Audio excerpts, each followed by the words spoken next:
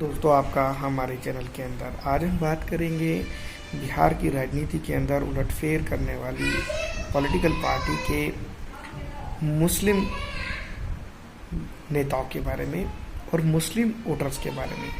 सबसे पहले जो तो एक बात मैं आपको बता दूं कि जिस तरह से बिहार के अंदर राजनीति चल रही है और बिहार की राजनीति के अंदर जो है तो हर किस्म के लोग देखने को मिल रहे हैं बिहार के अंदर, लेकिन एक ऐसी किस्म के लोग भी हैं जो सिर्फ और सिर्फ मैं आपको बता दूं यही किस्म के हैं जो सिर्फ वोट करेंगे। जी हाँ, उनको इस बार भी इलेक्शन के अंदर उस तरह से कुछ भी हासिल नहीं होगा जिस तरह से जो है तो खुरमी को हासिल होगा, जिस तरह से कुम्हार को हासिल होगा, जिस तरह से मल्लाहों को हासिल होगा, जिस तरह से जो है तो यहाँ पर काम करने वाले यादवों को हासिल होगा।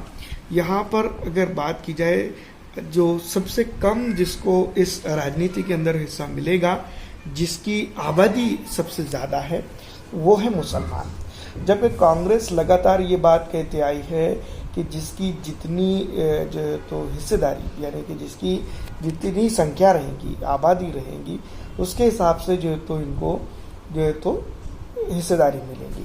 तो कुल मिलाकर अगर देखा जाए तो 50 से 60 सीटें जो तो मुसलमानों को चाहिए, जो इस विधानसभा के अंदर कांग्रेस हो या फिर बीजेपी का गठबंधन हो, उनकी तरफ से जो तो इतनी इनको देना चाहिए।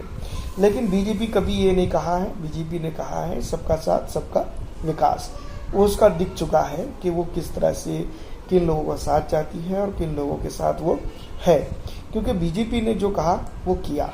बीजेपी ने कहा कि वो सबका साथ सबका विकास चाहती है, तो बीजेपी ने एक भी मुस्लिम जो है तो नेताओं को टिकट नहीं दिया अपनी पॉलिटिकल पार्टी के अंदर। तो ये बात आप जानते हैं कि वो किसका विकास नहीं चाह रहे हैं। दूसरी तरफ अगर हम बात करते हैं तो उनके सहयोगी दल जनता दल यूनाइटेड, तो जनता दल यूनाइटेड के भी बारे में आप जानते हैं कि क्या कुछ हालात बने हैं और किस तरह से जनता दल यूनाइटेड ने काम किया है। वहीं आरजेडी की अगर बात करें या कांग्रेस की अगर बात करते हैं तो सीधी तौर पर उनके जो गठबंधन के लोग हैं वो उप मुख्यमंत्री बनने की बात कर रहे हैं, दावा कर रहे हैं कि बड़े बड़े जो तो ये पहले तो विधानसभा चुनाव जीतने दीजिए इनको। दूसरी बात यह है कि जिस तरह से चिराग पासवान साहब ने कह दिया है कि जो है तो इस बार विधानसभा के अंदर जो है तो मुसलमान मतलब 2005 के अंदर जो है तो मुस्लिम मुख्यमंत्री बन सकता था, लेकिन लालू प्रसाद यादव की लालच के चलते जो है तो बिहार के अंदर मुस्लिम मुख्यमंत्री नहीं बन पाया। तो ये इसके बाद राजनीति शुरू हो गई। असदुद्दीन अवैसी साहब ने भी जो तो इस राजनीति को लेकर जो तो अब जो तो सुर में ताल मिलाना शुरू कर दिया है और उन्होंने भी कह दिया है। इसके बाद जो तो बात आती है कि मुसलमानों को क्या सिर्फ वाकई में दरी बिछाने के लिए रखा गया है, क्योंकि जिस तरह के हालात दिखाई दे रहे हैं, जिस तरह की कंडीशंस दिखाई दे रही है, उससे तो यही लगता है कि बिहार की राजनीति के अंदर जो मुस्लिम है या मुस्लिम वोटर है वो सिर्फ दरी बिछा रहा है। क्योंकि हम जानते हैं कि 60% के करीब 60 सीटें चाहिए, कम से कम 60 सीटें जो है तो मुसलमानों को बिहार के अंदर चाहिए, जो एक गठबंधन से हो, आरजेडी से भी हो और एनडीए से भी हो। लेकिन ऐसा नहीं हो पाया। आप जानते हैं, आप देख सकते हैं कि सबसे ज़्यादा जो सीटें अब तक के किसी ने दिया है तो 25 सीटें उतारी हैं एमआईएम ने, उसमें से ज़्यादातर सीटें मुस्लिमों को जो है तो ऑल इंडिया मजलिस इत्तेहादुल मुस्लिमीन ने अलाउड की है। उसके बाद दूसरे भी नेता इसके अंदर आते हैं। लेकिन इसके बावजूद भी अगर देखा जाए कुछ चीज़ों के ऊपर समझा जाए तो पूरा श्रेय आरजेडी को ये लेना चाहिए था कि 60 के 60 उम्मीदवार उतारे और 60 के 60 उम्मीदवारों को जीत कर लेकर आए। क्योंकि मुसलमानों ने क्या है ना कि लालू प्रसाद यादव को जो है तो मुख्यमंत्री बनाया, उसके बाद जो तो राबड़ी देवी को मुख्यमंत्री बनाया, उसके बाद तेजस्वी यादव को उप मुख्यमंत्री बनाया और उसके साथ साथ जो तो विपक्ष में भी जो तो मुसलमानों ने ही उनको पहुंचाया। अन्यथा अगर एवरेज अगर देखते हैं हम हर सीट का, तो जहां पर जो तो यादव एम्पायर फैक्टर लालू प्रसाद यादव जो बार बार बोलते आते हैं, उसका असर जो तो अब खत्म हो चुका है। मुस्लिम एरिया के अंदर अगर कभी आरजेडी का प्रत्याशी रहेगा तो वो चुन कर आएगा, ये बात कन्फर्म है, आप उठाकर देख लीजिए। यादव समाज के अंदर अगर कभी जो ऐसा नहीं है, वो समझ चुका है वोटर और अब सोच समझ के राजनीति कर रहा है। 2010 से हमने देखा है कि यहाँ पर से सीधी तौर पर पतन होता हुआ आरजेडी का नजर आ रहा है।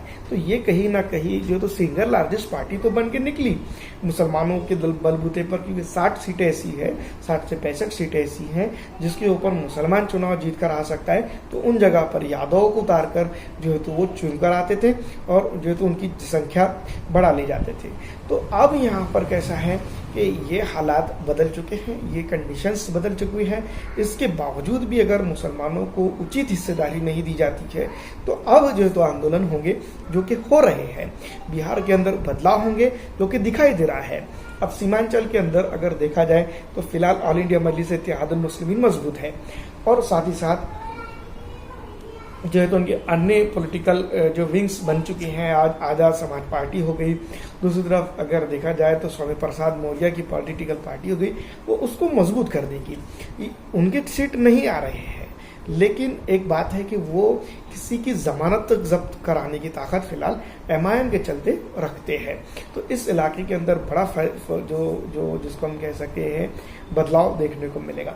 तो ये जो चीज़ है कि मुसलमानों को दरी बिछाने के वास्ते आरजेडी रख रही थी, अब वैसा नहीं रखेंगे। यही वजह है कि उसामा जो है शहाबुद्दीन के बच्चे, उसको भी टिकट दिया गया। ये बात तमाम तरह के पॉलिटिकल एनालाइजर जानते हैं कि सिर्फ उसामा को, जो उसामा शहाबुद्दीन के बच्चे हैं, उसको सिर्फ टिकट इसीलिए दिया गया है क्योंकि जो है तो वो एमआईएम की तरफ जा सकते थे, या उसका जो है तो एमआईएम उसको लेकर, यानी कि शहाबुद्दीन को लेकर, डॉक्टर शहाबुद्दीन को लेकर उनके नाम को इस्तेमाल करके बीजेपी के तरफ जो है तो कन्वर्ट हो सकता था। तो ये जो चीज़ है, ये चीज़ को आरजेडी के थिंक टैंकरों ने समझा और जब जाकर उसको टिकट दिया।